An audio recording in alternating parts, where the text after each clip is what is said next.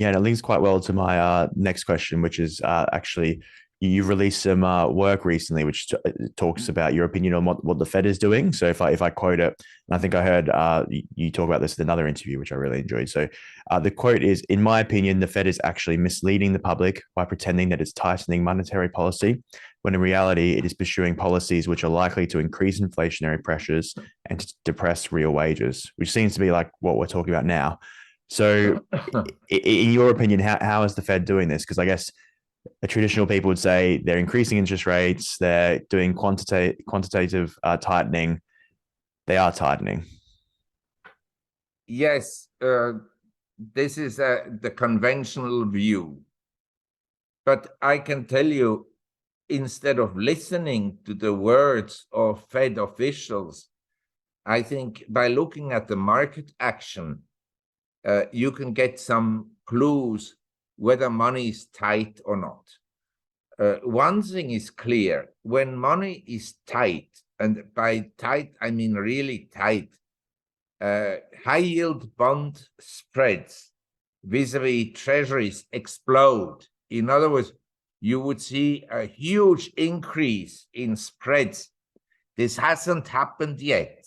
The spreads have actually been very steady at a low level compared to previous financial crises when the money became tight. Secondly, when money is really tight, you have very little speculation.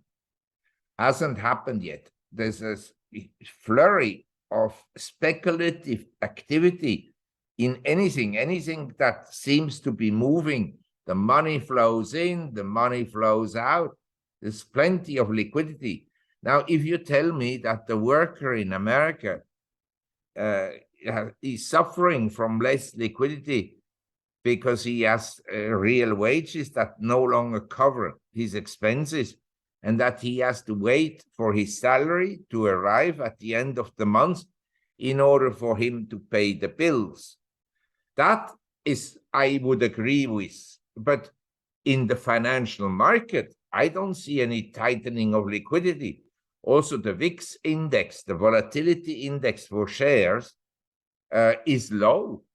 Actually, last week when the market rallied, the VIX index fell by 37%. This is a sign that liquidity isn't tight.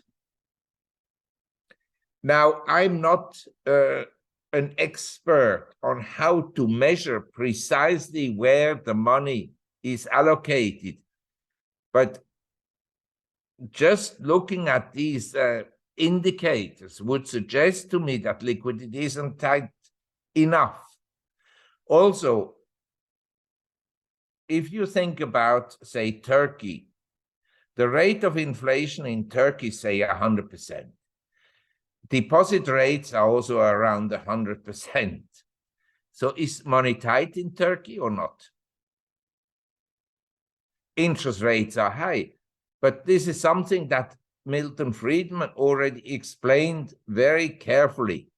The absolute level of interest rate does not tell you whether money is tight or not. We could have high interest rates, but no tight money. And in the 70s, because I started to work precisely in January 1970, so I experienced the end of the 1970 bear market, the recovery into January 73, and then the bear market 73, 74, and the recovery and the gold bull market, the commodities bull market, and the inflation acceleration throughout the 70s. Now, with the inflation, it was like this. In 74, the 10-year treasury yield was already over 12%.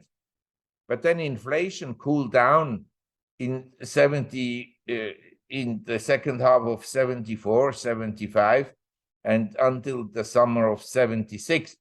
And after the summer of 76, inflation accelerated again. So was money tight? It became tight in the recession 73, 74, but only for a brief period of time. The 70s were characterized by interest rates being negative in real terms. In other words, money never was really tight until Volcker squeezed the system in 1979, 1980, and he pushed interest rates on the short end to over 20%. So then money became tight, and we had a period of disinflation that followed. But in my view, looking at the market action, money isn't tight at the present time.